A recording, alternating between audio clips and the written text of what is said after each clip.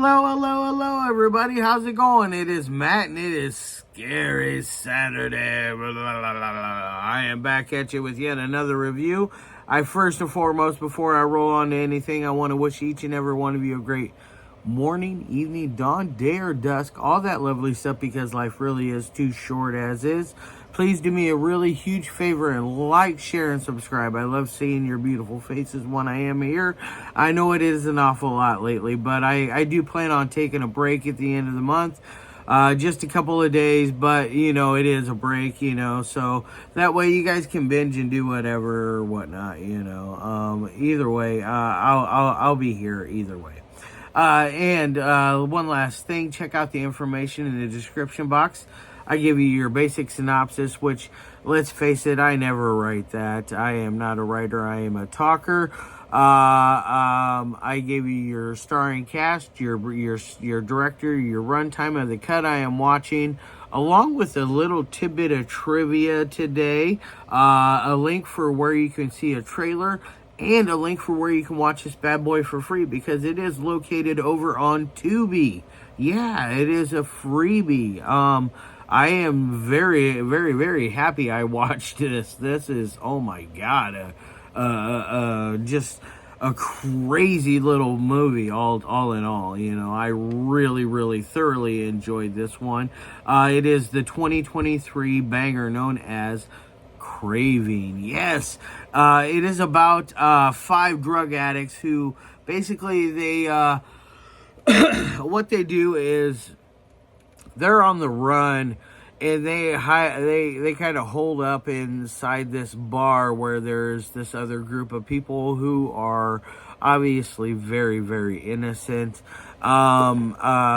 It is one of those that it starts out really just insane, like it when it goes into that sequence. They break in there. They take everybody hostage. There's a guy hiding out in the bathroom.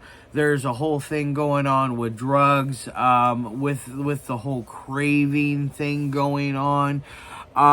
It is a movie that I thought in the first act, I thought it was just going to be a thriller throughout the entire movie.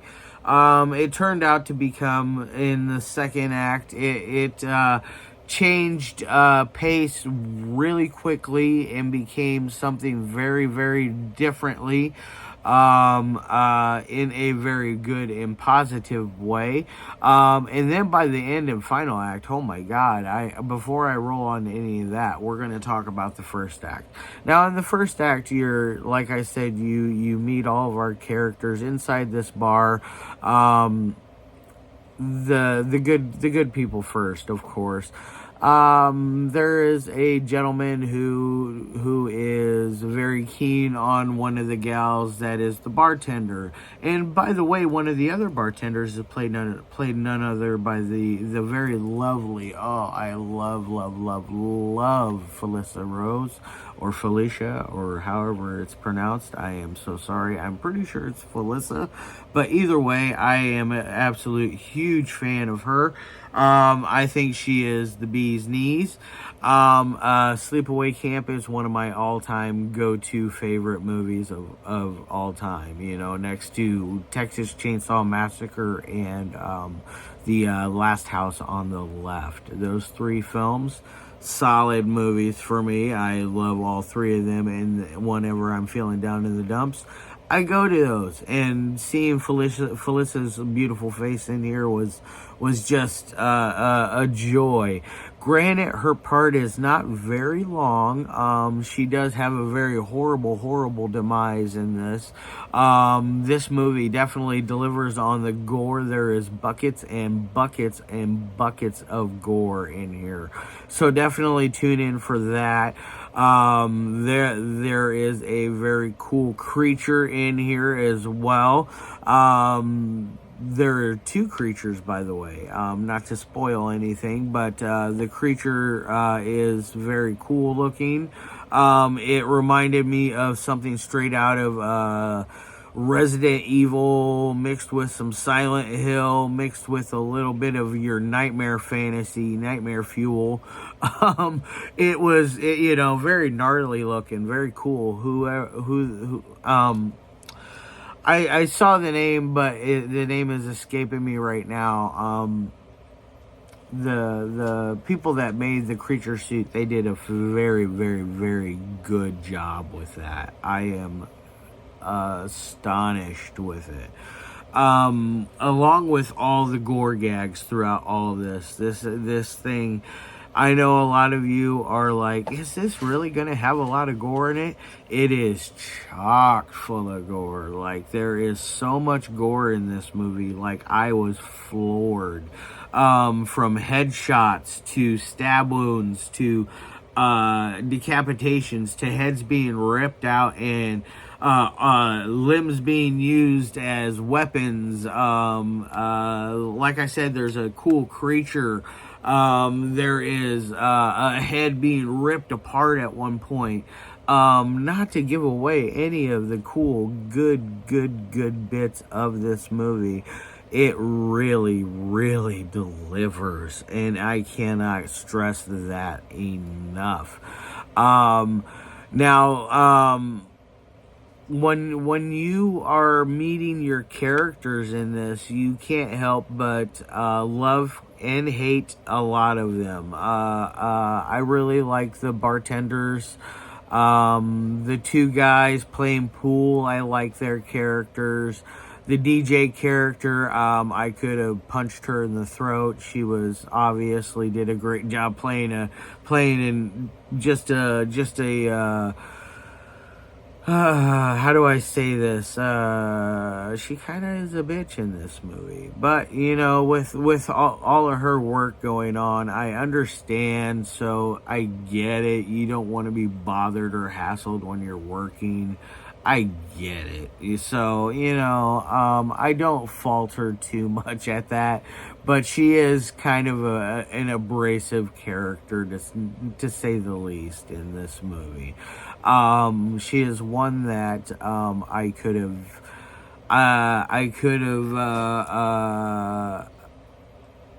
done more with, because I like characters like that. Because they chop up the scenery and they help relieve a lot of stress off of other characters, in my opinion. Then you get there is also a girl who comes in right away, basically, and she wants to take one of the guys playing pool's truck, and she's gonna go deliver some stuff.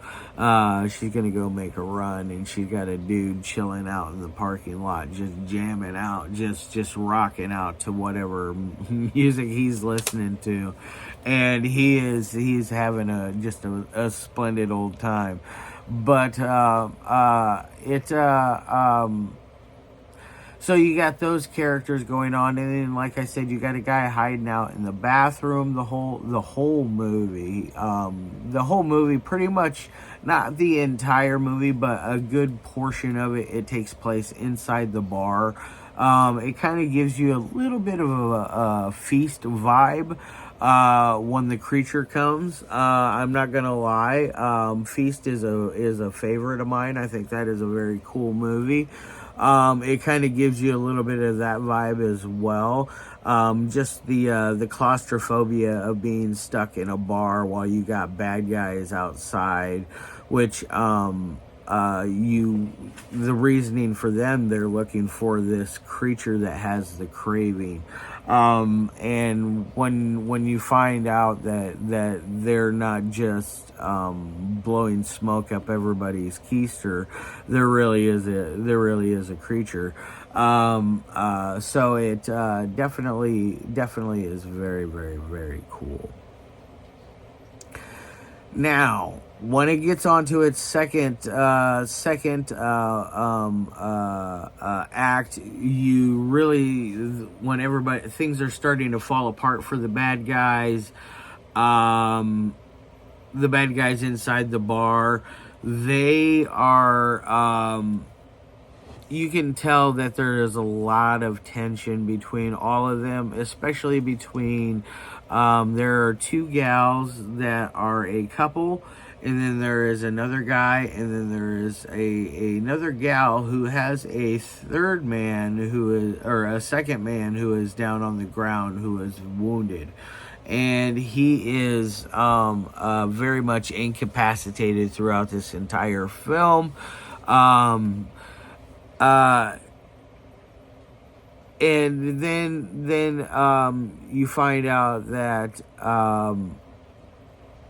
our other female character, the one that was trying to make the run, that actually has some dope on her, is trying to make a pass at one of the that female duo over here, trying to basically kind of stop whatever's going on, and then hopefully they can get through the problem, and she can at least get out and save her own hide. That is basically what I'm picking up what's going down, is she's trying to save her own hide. She's kind of a character you don't really care for, or at least I didn't. I thought she was one of those characters that she has to be in there. She's not a character. There is not a character in this movie that doesn't fit, so don't get that wrong. But she is one of those characters that you don't like, and for good reason. Now, you get onto the third act, and the third act, things really, really just go crazy. And then you find out who our creature is and why they're there, and it goes just completely crazy after that. I am not going to spoil anything else. I'm not going to tell you who the creature is. I am not going to give you any more on that aspect. I want you guys to watch this. Now, with that being said in mind, I'm going to roll on to my 3 target things that I like to talk about: audio, dialogue, and editing. And all 3 of them, they all hit a home run, and they all hit an A on every single aspect of this movie. I feel like they did a great job with the audio. There is never a key, or never a moment, especially during key scenes, where you're like, what was just said or done. It was always very crisp, very clean, and I was very happy about that. So there was always a good job with the audio going on. Now, with dialogue had some very fun, neat dialogue going on here. Stuff that I was very pleased to see. Things that are very normal, what I think people would say in things in these situations, or at least do. That's what I would expect. That is how I guess I would kind of like handle the situation, or things that I would say or do, one of those kind of situations. And now on to editing. It does have a good editing job. It's one of those that you need to pay attention to, because there are flashbacks in this. And if you do not pay attention to the flashbacks, and you come into it at certain spots, you're gonna be lost or confused, or maybe not even understand what's going on at that moment. So keep that in mind. So with all that, you definitely always pay attention with this movie. This is one that you need to pay attention to. Now, when it comes on to its 1 through 5 scale, on mine, it's going to get a 4.5 out of 5. That is a very solid score. It is almost a 5. I think that this movie could have ran another 10 minutes, and it could have been, I wanted more creature. That's my only thing. I wanted more creature. But other than that, I think it delivers 100% all the time. And watch through the credits. The main part of the credits, there is more creature disaster. So definitely do check that out. So yeah, with all that said in mind, I'm going to roll the hell out of here. Tomorrow, check out for Zetkin Yokomis's film, Some Smoke in a Locker. And then Monday will be Ghost House. And then Tuesday the 12th will be Bag Attack from Toxic Filth Films. And then we're going to go back to Joe Sherlock and do Beyond the Wall of Fear. And then Rust Belt Driller, yes. So we had a lot of cool stuff lined up.